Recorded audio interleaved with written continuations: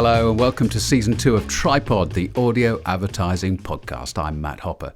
In this season, we're going to be exploring how advertisers can connect with their customers using audio in all its forms, how to use it, when to use it, with step-by-step guides on everything from linear radio to digital audio.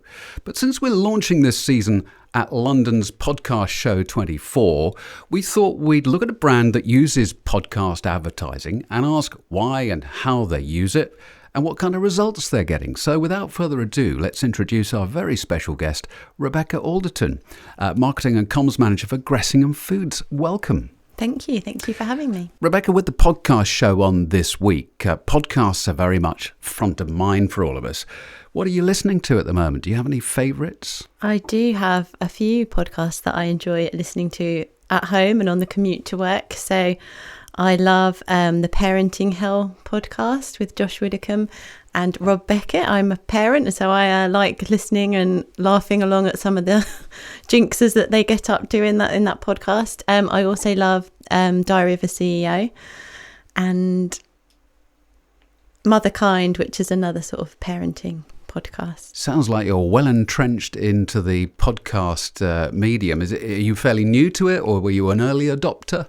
I'd say for the past 2 or 3 years, no, maybe longer than that, because the Parenting Hell one launched in COVID, and I was all up for listening to that during COVID when we all had a bit more free time on our hands. So I'd say for the last 5 or 6 years I've been enjoying podcasts. Just give us a brief overview and a bit of background on Gressingham Foods and what role marketing overall plays in the company. Yeah, so Gressingham Duck are the main UK supplier of duck. So if you consume duck in the UK, it's most likely to have come from Gressingham. We're quite unusual in that we're one of the only brands in the meat, fish and poultry sector. So we use the brand as a real tool to encourage people to cook duck and grow the category. Marketing is very important for us. Duck can be quite an unfamiliar protein to many people, so our job is to give inspiration and give people the confidence to have a go with cooking with duck. And it is easy, isn't it? It's much easier than you think. Yeah. So you've started to include podcasts in that marketing mix. Yep. What made you think that podcasts might be right for you in the first place? We had done several radio advertising campaigns in the past, which were very successful for us. Podcasts really appealed because the audience was a good match for us, sort of over 35 and a bit more affluent are generally listeners of podcasts are.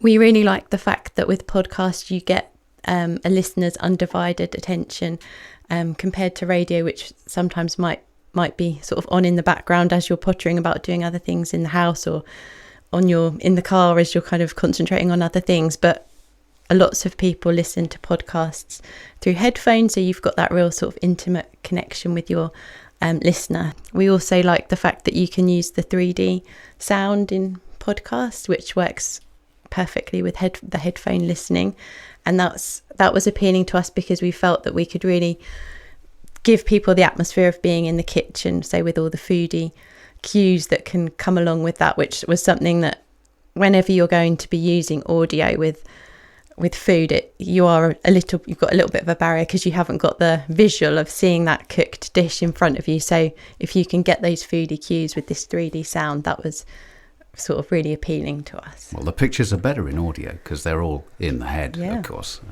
So you've used a whole array of podcast inventory thus far, from spot airtime to host reads and a complete branded video podcast episode, which we'll come to in a moment. So just harking back to what you said now, I was going to ask what podcasts have added to that marketing mix.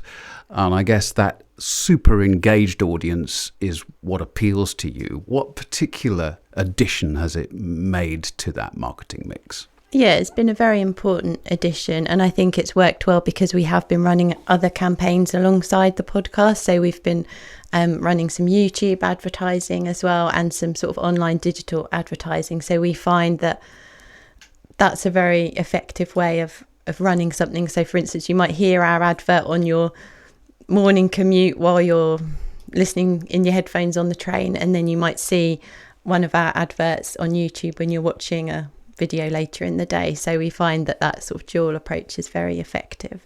Let's go on to the branded episode that you did with Mark Wogan. Spooning was the show. And I want to talk in detail about how that's happened. But it was a lot of fun doing it, I guess, because you were his guest at the time was Paul C. Brunson, love guru from Married at First Sight. Sounds like fun.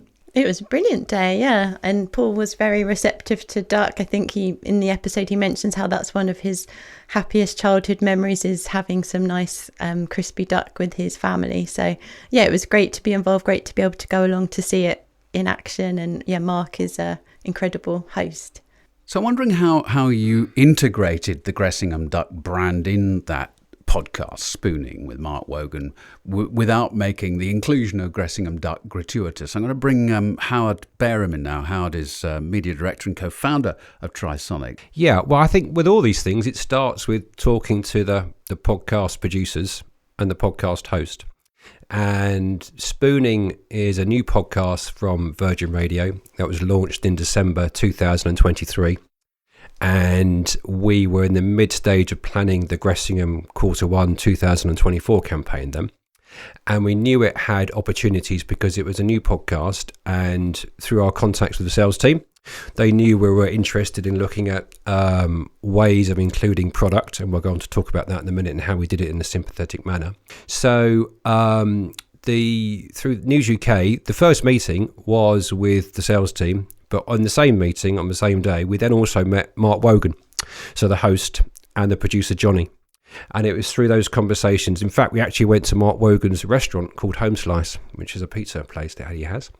And we spent a lot of time eating pizza, but also talking and chatting amongst the four of us. So Gemma, who works at News UK, Rebecca, myself, Mark Wogan, and Johnny, the producer, in sort of how we could sympathetically integrate Gressingham products into the podcast. The DNA, I guess, or the focus of Spooning is all about having a guest, which Mark interviews, but it's all about their food from their childhood memories is part of that.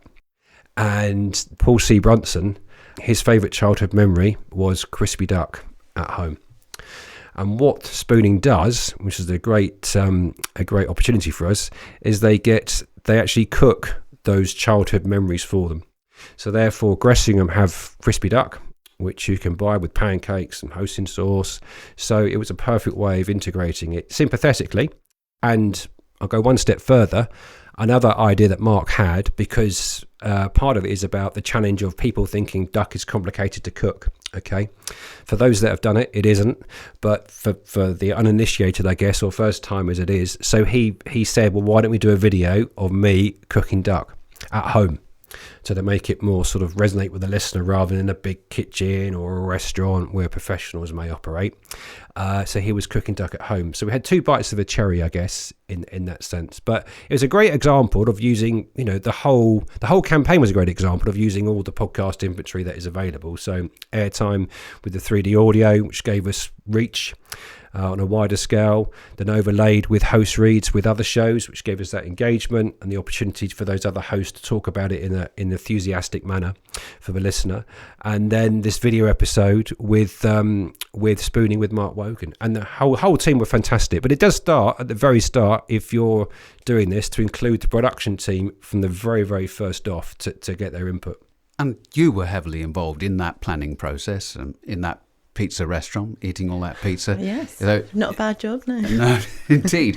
It was fun to do, and goes way beyond what people think of normally when they think of getting involved in podcasts. They think of host reads, they think of spot ads. This is way beyond all that, and allows you, I would guess, as a brand, to use that content in other ways.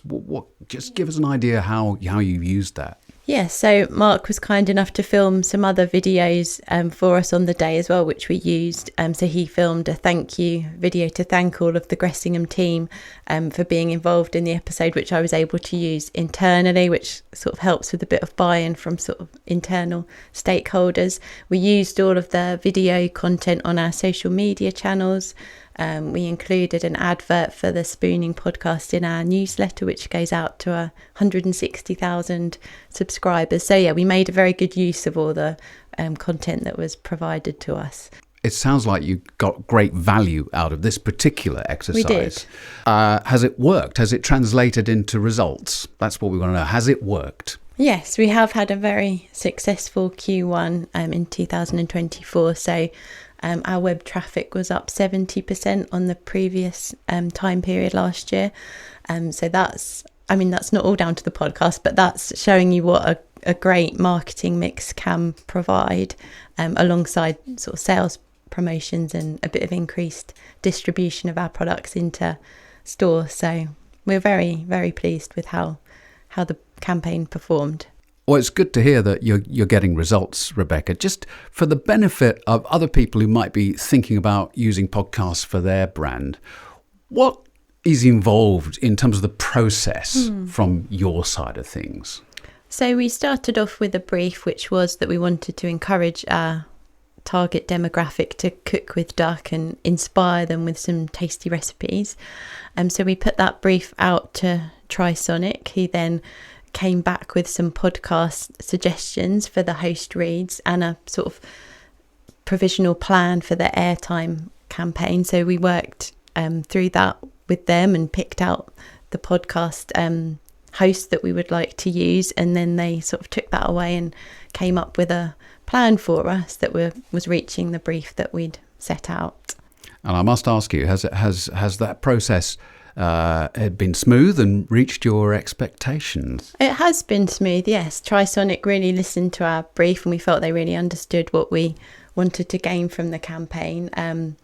It was a collaborative process. We were very involved in every aspect, from briefing the podcast hosts, sending out samples to them, approving scripts when they came back to us, and there were a few challenges along the road, as is often the case, which Trisonic were very receptive to and helped us out a lot with. So we were very pleased with the whole process. Rebecca, thank you very much, and thank you for listening. Make sure you join us for the rest of Season 2. Well, we'll be joined by Octave's Matt Rouse and Tom Ballum from Mindshare, and we're going into a deep dive on all the audio media options open to clients and advertisers and how to navigate the audio market. Follow the show to make sure you don't miss that, and for more details on audio in all its forms, check us out at trisonic.co.uk.